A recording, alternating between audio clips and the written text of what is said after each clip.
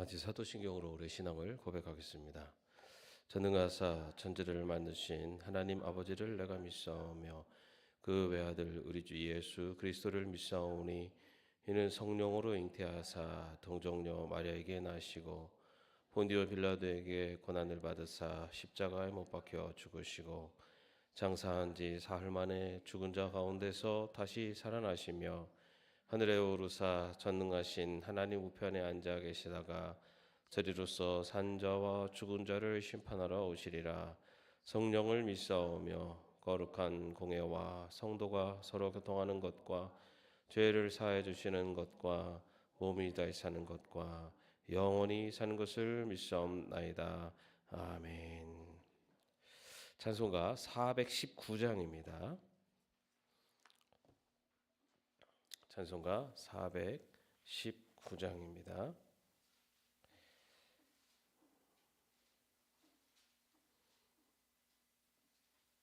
함께 찬양하겠습니다.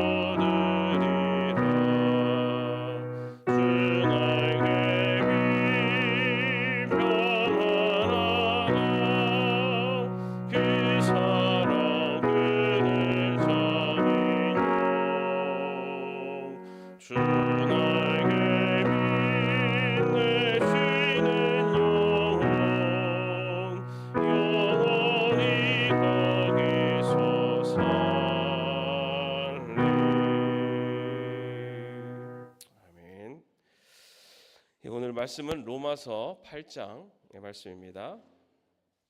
로마서 8장 30절의 말씀입니다. 로마서 8장 30절 한 절입니다. 함께 합독하겠습니다.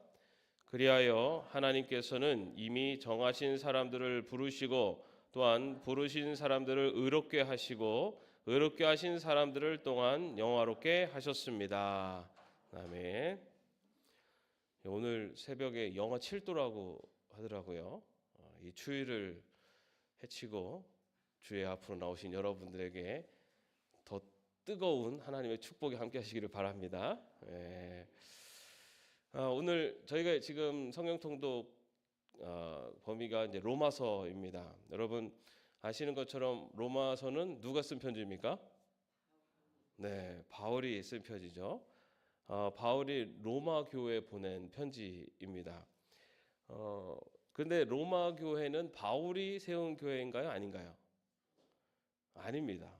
예. 바울이 뭐 고린도 전서 또 데살로니가 전후서 뭐 이런 빌립보서 다 이렇게 바울이 쓴 편지는 그 지역 이름이 들어갔다고 말씀드렸잖아요. 그리고 그 지역의 이름이 들어가고 그 지역의 교회에 보낸 편지인데 대부분 다 바울이 세운 교회들입니다. 전도 여행을 다니면서 세운 그 교회에 보낸 편지들입니다. 근데 로마서는 로마에 있는 성도들에게 보낸 편지인데 바울이 세운 교회가 아니에요. 그리고 로마서를 보낸 여러 이유 중에 하나는 바울이 땅 끝까지 이제 선교를 하러 갈 때 그때 그 로마를 거쳐서 가야 되는 그런 상황임을 미리 로마에 있는 성도들에게 알리기 위해서 이 로마의 성도들에게 편지를 보낸 게 바로 로마서입니다. 그렇기 때문에 로마에 있는 성도들은 바울에 대해서 뭐 이름은 어떻게 뭐 들을 수 있었겠지만 바울이 어떤 사람인지, 바울이 어떤 복음을 전하는지 이런 거에 대해서는 잘 알 수가 있을까요, 없을까요? 예, 오늘날이야 뭐 통신이 워낙 발달해서 뭐 SNS 통해서 뭐 정보도 얻고 뭐 요즘은 뭐 신상 털기 해가지고 까딱 잘못하면은 그 사람 뭐 정보가 그냥 다 공개되는 그런 시대 아닙니까? 그런데 그 당시에는 그런 게 전혀 없었죠. 그러다 보니 바울이 이제 로마 교회 그 로마로 가기 전에 로마에 있는 성도들에게 자신이 누군지 그리고 자신이 어떤 신학 또는 어떤 믿음을 갖고 있는지에 대해서 그 편지에다가 적어서 보낸 겁니다. 그래서 바울이 쓴 많은 편지들 중에 가장 어떻게 보면 신학적이라고도 할 수 있고 그리고 가장 그 기독교의 기본적인 진리에 대해서 아주 일목요연하게 그리고 굉장히 논리적으로 이렇게 기록한 편지가 바로 로마서입니다. 그래서 그 기독교의 기본적인 신학 그리고 우리가 믿고 있는 그리스도의 그런 기독교의 진리가 무엇인지를 알기 위해서는 이 로마서를 공부를 하면 많이 도움이 됩니다. 그래서 보면은 그 기독교의 그 신학의 거장들은 로마서 강해를 편찬을 많이 합니다. 로마서를 이게 주해하고 그 내용들을 이렇게 정리하는 그런 작업들을 많이 합니다. 왜냐하면 이 로마서가 기독교의 가장 기본적인 진리들을 그래도 가장 잘 정리되어 있기 때문입니다. 뭐 오늘 요 한 절에서만 봐도 여러분들 보십시오. 뭐 이미 정하신 사람들 이거에서 우리가 잘 알고 있는 예정론이라고 하는 이제 그런 기독교의 어떤 신학적인 관점이 또 등장하고 있고요. 그 다음에 의롭게 하셨다.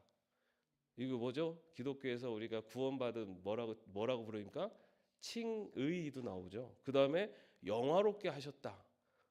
구원의 마지막 단계라고 할 수 있는 영화의 과정. 뭐 이렇게 벌써 이 한 절에만 해도 이 많은 신학적인 그리고 기독교에서 중요한 구원에 관련된 중요한 내용들이 이 안에 적혀져 있습니다. 오늘 이 한 절에는요 구원의 4단계에 대해서 기록이 되어 있어요. 먼저는 처음에 보면 하나님께서 이미 뭐라고 되어 있습니까? 정하신 사람들. 하나님께서 이미 정하셨다는 거예요. 이것을 이제 우리가 이제 예정론이라고도 부르지 않습니까? 하나님께서 구원받을 사람들을 이미 정하셨다. 이 정하셨다라는 뜻이요, 미리 점 찍어두다라고 하는 그런 뜻을 갖고 있어요. 그래서 하나님께서는 구원받을 사람들을 미리 다 정해 놓으셨다라는 뜻을 갖고 있습니다. 우리가 태어나기도 전에 이미 하나님은 하나님의 구원 계획 속에 하나님의 구원받을 자들을 다 정해 놓으셨다는 겁니다. 그러면은 아니 하나님 왜 그러면은 누구는 정하고 누구는 안 정하시나요? 이런 좀 생각이 들 수가 있잖아요. 그런데 성경은 그것에 대해서 토기장이의 비유를 얘기하면서 얘기하고 있어요. 뭐냐? 토기장이가 그 흙을 가지고 어떤 그릇을 만들지 토기가 그것에서 불평하는 게 말이 되냐 이거예요. 그냥 만들어지는 건 만들어지는 대로 그냥 그 존재인 거지, 왜 토기장이가 나는 이렇게 만들었냐 나는 이렇게 만들었냐 하는 것은 말이 안 되는 거다. 그렇기 때문에 여기서 말하고 있는 정하셨다라고 하는 것은 그것을 보고 왜 불평 불만하는 것이 아니라 하나님이 나를 태초부터 선택하셨고 나를 구원하심에 대해서 우리는 오히려 감사를 드려야 되는 거죠. 누구는 정했냐 안 정했냐 따지는 것이 아니라, 다시 말해서 하나님이 하나님의 백성을 선택하는 것은 하나님의 전적인 권한이라는 겁니다.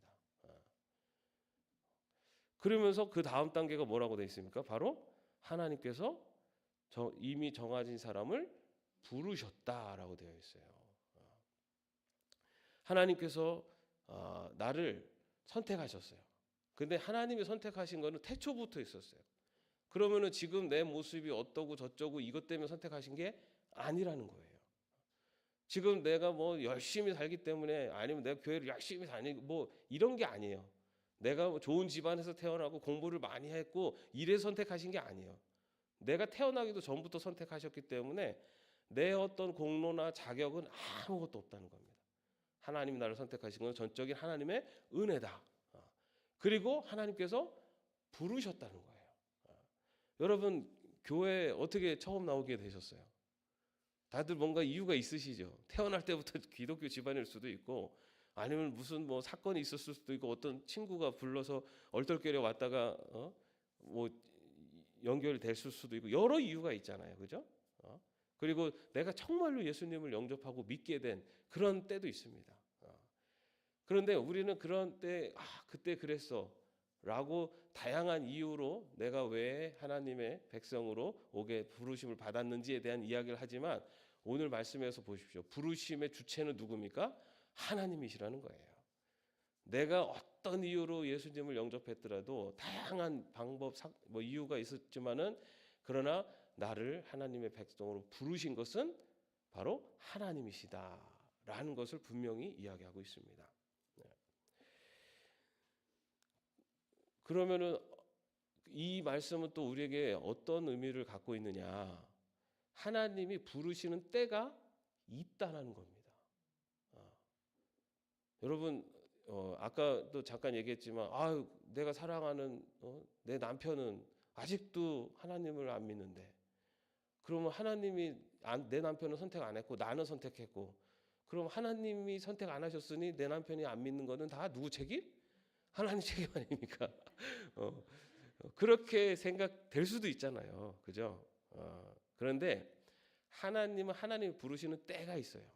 그때는 누구도 알 수 없는 거예요. 나는 하나님이 먼저 부르신 겁니다. 그러면 내가 사랑하는 내 가족, 내 친구들, 아직 안 믿는 사람들, 그 사람들 하나님이 선택한 사람이 아닙니까? 깁니까? 알 수가 있어요, 없어요? 우리가 어떻게 알아요, 그거를? 그건 하나님의 뜻인데. 그러면은 우리는 어떻게 돼요? 하나님이 정말로 선택한 백성이라면은 하나님의 부르시는 때가 있다는 거예요. 안 믿는 꼼짝도 안 할 것 같은 저 사람도 하나님이 선택된 백성이라면 하나님이 부르시는 때가 분명히 있다는 거예요. 그렇기 때문에 우리는 지금 안 믿는다고 지금 꼼짝도 바늘도 안 들을 것 같다고 포기하는 게 아니라는 거예요. 하나님의 때가, 하나님의 부르신 하나님의 백성을 하나님의 부르심의 때가 있기를 바라는 마음으로, 그리고 하나님의 부르심에 대한 간절한 마음으로 포기하면 안 돼요. 어떤 경우에는 뭐 정말 마지막 순간에 예수님을 영접하는 경우도 있죠. 그렇기 때문에 우리는 이 구원에 있어서는 하나님의 은혜에 감사, 나에게는, 그리고 믿지 않는 우리의 가족들, 아직도 믿지 않는 사람들을 바라볼 때는 하나님의 때에 대한 믿음을 가지고 포기하지 않고 전도하고 그리고 복음을 전해야 된다는 겁니다. 그러면 그 사람에 대한 하나님의 때가 언제일까? 하나님, 하나님의 때 저 사람을 구원해 주십시오. 막 기도하고 있어요. 근데 하나님 우리한테 딱, 야, 내가 지금 계획하고 하나님의 나의 때는 너를 통해서 이루려고 하고 있어. 나는 네가 움직일 때를 기다리고 있어. 이렇게 말씀하신다면 지금 복음 내가 믿지 않는, 내가 사랑하는 사람들에게 아무것도 안 하고 있으면 그 책임이 누구한테 있습니까? 그 책임이 나한테 있어요. 그래서 성경에는 전하는 것까지는 우리들에게 책임이 있어요. 그 이후에 그 사람을 구원하는 것은 성령님이 하시는 일이다라고 되어 있잖아요. 전하는 것, 복음을 전하고 그 사람에게 하나님의 사랑을 전하는 것은 바로 나에게 책임이 있다는 겁니다. 그래서 우리 하나님의 부르심, 그래서 하나님의 부르심에는 때가 있고, 그리고 하나님은 그 때에 하나님께서 역사하시는데 누구를 통해서 역사하시냐면은 바로 사람을 통해서. 그 사람이 누굽니까? 바로 나예요. 여러분, 왜 하나님이 나를 먼저 구원하셨을까 생각해 보신 적 있으세요? 왜 하나님이 이왕이면 내 마음대로 잘 살다가 내가 하고 싶은 대로 다 하다가 마지막 순간에 딱 구원해 주시면은 그냥 평생 후회 없이 살다가 갈 텐데 왜 이렇게 나는 일찍 구원해 주셨지? 예? 아니 뭐 어차피 하나님 나라에 가는 게 똑같다면, 그렇다면 그죠? 평생 살 때 그냥 내가 하고 싶은 대로 잘 살고 할 때 마지막 순간에 딱 구원해 주시면은 그냥 멋 없이 그냥 할 거 다 하고 살 텐데 근데 왜 나를 먼저 구원해 주셨을까? 여러분, 이유가 있지 않겠습니까? 뭐 다양한 이유가 있겠죠. 우리를 통해서 하나님의 나라를 더 확장하시려고 하는 이유도 있는데, 하나님의 나라를 확장한다는 의미는 뭡니까? 하나님 백성들이 점점 확장되는 거잖아요. 그럼 우리를 부르신 이유가 뭡니까? 그 사명을 우리에게 주신 거예요. 예수님께서 승천하실 때 우리에게 주신 사명이 뭡니까? 땅 끝까지 이르러 내 증인이 되라. 우리를 먼저 부르신 이유가 많은 이유가 있겠지만 그 중에 중요한 이유는 바로 우리를 통해서 복음을 전하시기 위해서예요. 우리를 통해서 생명을 살리기 위해서. 그렇게 하나님께서 부르셨습니다. 그렇기 때문에 우리는 믿지 않는 우리의 가족들, 우리의 친척, 우리의 친구들 포기하면 안 돼요. 왜냐하면 하나님은 나를 통해서 하나님의 때를 통해 그 사람을 구원하실 하나님의 계획이 있으심을 분명히 믿으면서 우리는 끝까지 복음을 전하는 일에는 최선을 다해야 될 줄로 믿습니다. 자, 그런 다음에 뭐라고 되어 있습니까? 부르신 사람들을 의롭게 하셨다라고 되어 있어요. 근데 부르신 사람들을 의롭게 하셨다가 수동태예요. 부르신 사람들이 의롭게 되었다는 거예요. 부르신 사람들이 자기가 노력을 해서 의롭게 된 게 아니라 하나님께서 의롭게 만들어 주셨다는 거죠. 누구를 통해서? 예수 그리스도를 통해서. 하나님께서 당신의 아들 예수 그리스도를 이 땅에 보내셔서 우리 인간이 지어야 되는 모든 죄의 대가를 대신 지시게 하심으로. 그래서 여러분, 여기서 의롭게 하다라는 것은요, 법적인 용어예요. 법원에서 땅 당신 무죄, 요 용어예요. 원래는 유죄를 받아야 돼요. 죄가 있으니까 유죄 선고를 받아야 되는데 하나님이 무죄 선고를 내려주셨다는 거예요. 근데 하나님이 그 무죄 선고를 내려주시기 위해서 그 사람이 지은 죄를 대신 대가를 치르셨다는 거예요. 예수님이 십자가에 달려 죽으심으로. 내가 죽었어야 되는데 나 대신 죽음으로써 이제는 그 죄는 대신 죽은 그 사람의 생명으로 치러졌기 때문에 우리 진짜 죄를 지은 나에게는 너는 유죄라고 여겨주신다는 겁니다. 그게 의롭게 하신다는 거죠. 그렇게 의롭게 해주셨고, 그 다음에 또 뭐라고 되어 있습니까? 마지막에 영화롭게 하셨다라고 되어 있습니다. 영화롭게 하셨다는 것은 바로 영원한 생명을 누리는 하나님의 백성, 영원한 생명을 누리는 백성으로 이게 삼아 주셨다라는 겁니다. 그런데 여기서 재미있는 것은요. 영화롭게 된다라는 것은 언제 영화롭게 됩니까? 우리가 바로 마지막 하나님의 나라가 임할 때, 그때 우리가 영원한 하나님 백성으로 하나님 나라에 들어가잖아요. 그죠? 바로 그것이 구원의 완성이죠. 그때가 영화롭게 되는 가장 최종 마지막 결정의 순간이죠. 근데 이 영화롭게 하셨다라고 하는 이 영화롭게 하셨다라는 것이 과거형으로 되어 있어요. 여러분 저기 하나님 나라가 완전히 임했습니까? 아직도 안 왔습니까? 하나님 나라가 완전히 임하시면 우리가 여기 있을 수가 없어요. 하나님 심판대 앞에 서 있지. 이미 예수님과 함께 하나님 나라는 시작되었지만 아직 완성되지 않은, 아직 오지 않았어요. 근데 여기서는 영화롭게 하셨다라는 과거형을 쓰고 있어요. 근데 헬라어에서 이 과거형은요, 분명히 일어날 사건을 이야기할 때도 과거형을 씁니다. 그래서 의롭게 하신 자들을 영화롭게 하셨다라는 것은 의로운 자들은 분명히 영화롭게 된다라는 겁니다. 하나님께서 의롭게 하신 자들은 분명히 영원한 하나님 나라로 들어가게 된다라는 것을 얘기하는 겁니다. 그런데 여러분 여기서 뭐가 하나 빠졌죠? 다 나왔잖아요. 부르심, 예정하심, 부르심, 칭의, 영화.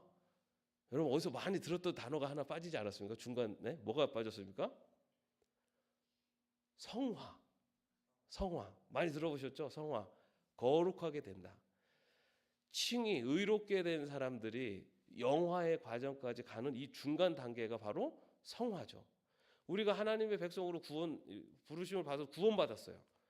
구원받은 다음에 하나님의 나라가 오기까지의 이 과정 속에서 우리가 점점 하나님의 백성으로 변화되어지는 과정을 바로 성화라고 해요. 근데 왜 여기서 성화가 빠졌을까요?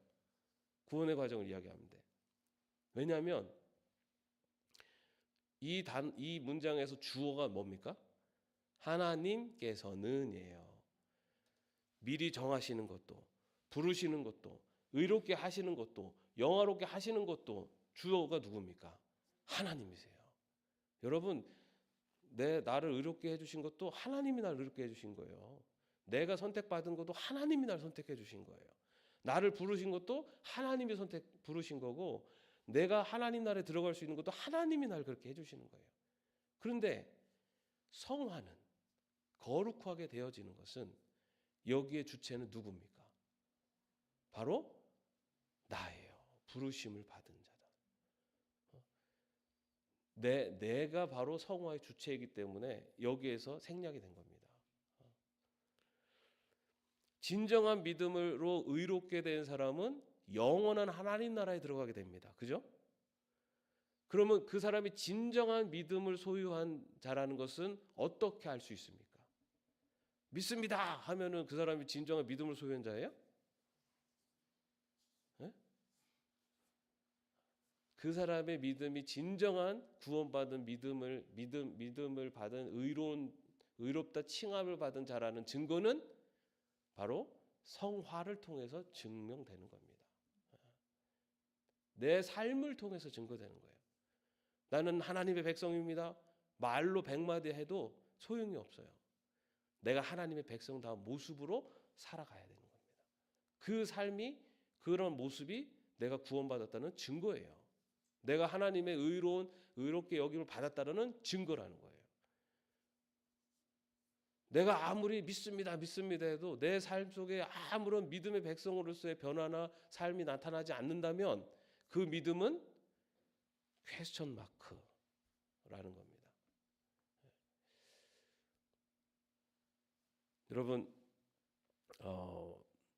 그렇기 때문에 우리는 거룩한 하나님의 백성으로 살아가기 위해서 그 길을 선택할 수 있는 사람들, 그리고 그렇게 살아가는 사람들이 되어야 될 줄로 믿습니다. 성화의 과정의 주체는 내가 아니라는 거예요.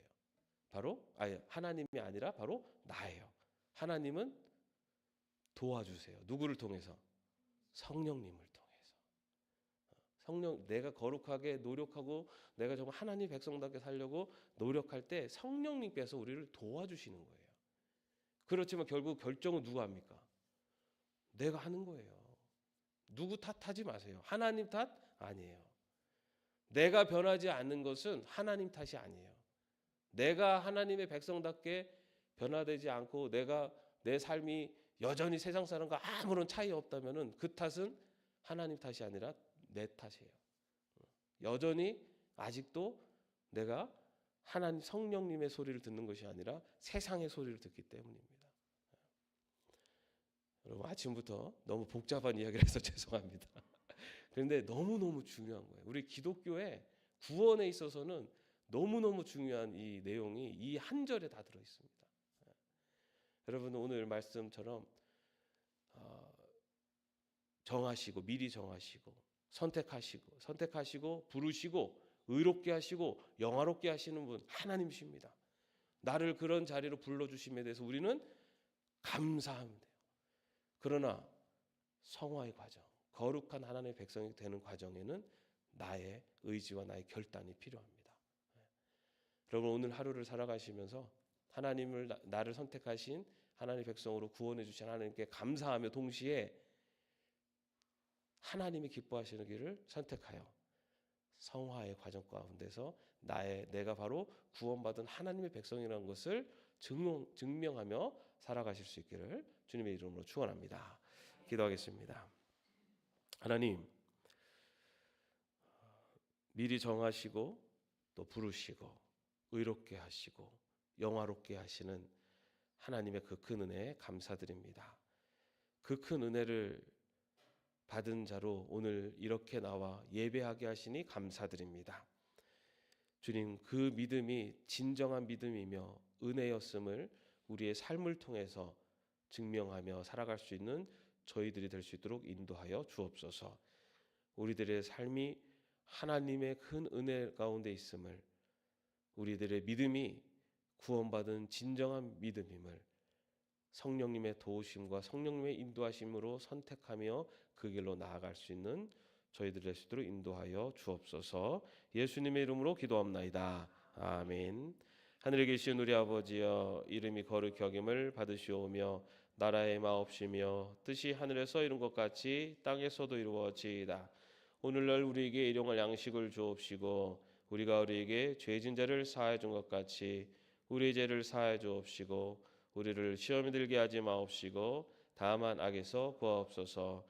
대개 나라와 권세와 영광이 아버지께 영원히 있사옵나이다. 아멘.